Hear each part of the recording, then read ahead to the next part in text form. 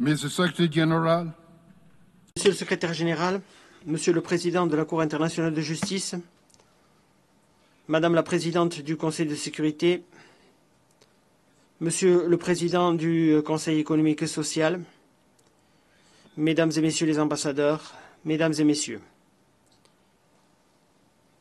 c'est un honneur que de vous souhaiter la bienvenue à cette réunion de l'Assemblée générale. Aujourd'hui, nous commémorons le 80e anniversaire de la signature de la Charte des Nations unies. C'est un moment important.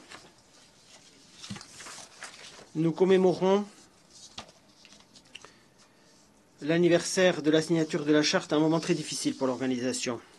Des conflits font rage, les tensions sont palpables à Gaza, en Ukraine et au Soudan. Le multilatéralisme, qui doit promouvoir la coopération internationale au sein des Nations unies, est menacé. Les guerres et les affrontements violents sont aujourd'hui plus monnaie courante que le dialogue et la diplomatie au service de la paix. Des blessures historiques qui n'ont pas cicatrisé refont leur apparition et l'ultranationalisme est de retour. L'inégalité est en hausse et beaucoup de pratiques internationales considérées comme la norme sont en régression. Certains grands pays ont choisi d'opter pour la force plutôt que d'opter pour le respect du droit international et des principes de la Charte des Nations unies. La situation est extrêmement dangereuse. Nous devons saisir cet instant et faire le choix du dialogue et de la diplomatie plutôt que de choisir une guerre destructrice. Mesdames et Messieurs les ambassadeurs, Mesdames et Messieurs, nous ne devons pas oublier que l'adoption et la signature de la Charte le 26 juin 1945 a marqué un tournant dans l'histoire moderne. Pour les délégations réunies à San Francisco, ce moment a reflété un engagement commun, la volonté d'aller vers un monde meilleur suite aux dégâts dévastateurs de 2 guerres mondiales. Ensemble, ils ont promis de ne plus permettre une telle souffrance inimaginable et de telles guerres catastrophiques. Ensemble, ils ont jeté les bases d'un nouvel ordre multilatéral, un ordre devant être basé sur la coopération et le dialogue. Ensemble, ils se sont fixés un objectif ambitieux, préserver les générations futures du fléau de la guerre, proclamer leur foi dans les droits fondamentaux de l'homme, favoriser le progrès social et instaurer de meilleures conditions de vie dans une liberté plus grande. Comme l'a dit Abraham Feller, le premier conseiller juridique des Nations Unies. Il a dit, je le cite, « La charte porte en elle les graines d'une croissance encore plus importante. Si les gouvernements et les peuples en prennent soin, elle pourra porter le fruit de la délivrance des dangers de notre époque. » Fin de citation. 80 ans plus tard, nous avons été les témoins de la floraison de cette graine. Comment celle-ci a ensuite pris racine dans le terreau du multilatéralisme. Comment celle-ci a par la suite évolué et est devenue le testament vivant du pouvoir de la coopération et d'une responsabilité partagée pour forger une paix durable. Et nous sommes aujourd'hui ici grâce aux engagements pris en 1945. Or, les fondements du multilatéralisme sur lesquels a été construite cette organisation et sur lesquels elle tient sont de plus en plus secoués.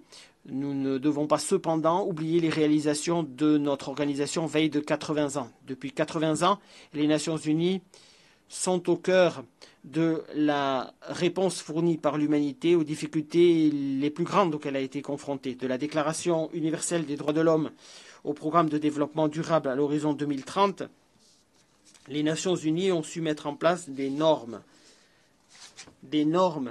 qui disent clairement que la dignité ne connaît aucune frontière, que tous les êtres humains ont le droit à vivre une vie digne. Les Nations Unies nous ont permis de traverser la décolonisation. Elles ont donné le jour à de nouveaux pays, à de nouveaux espoirs. Ces soldats de la paix ont ramené le calme à des pays en conflit. Ils ont servi avec valeur, courage et sacrifice. Cette organisation a défendu la cause des droits de l'homme, nous a réunis, nous a fédérés pour protéger notre planète. Elle a façonné un programme, le programme de la communauté internationale qui envisage la paix, le développement et la dignité non pas comme les rêves d'une poignée de personnes, mais comme une promesse pour tous. Toute œuvre humaine, l'Organisation des Nations Unies n'est pas exempte de reproches. L'ONU se trouve à un moment important de son histoire où elle doit engager des réformes pour devenir plus efficace. La crédibilité de l'ONU et du système multilatéral qu'elle incarne dépend de sa capacité à s'adapter aux réalités de notre temps.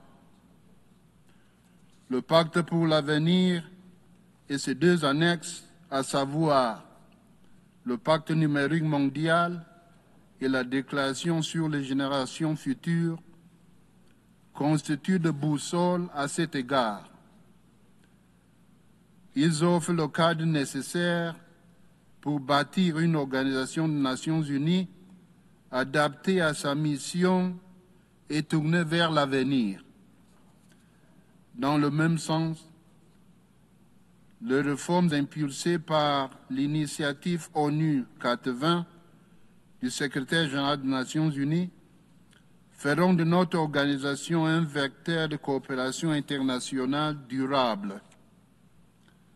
Excellences, Mesdames et Messieurs, la Charte des Nations Unies, actuellement en vigueur, a été préparée au lendemain de l'un des conflits les plus meurtriers de l'humanité.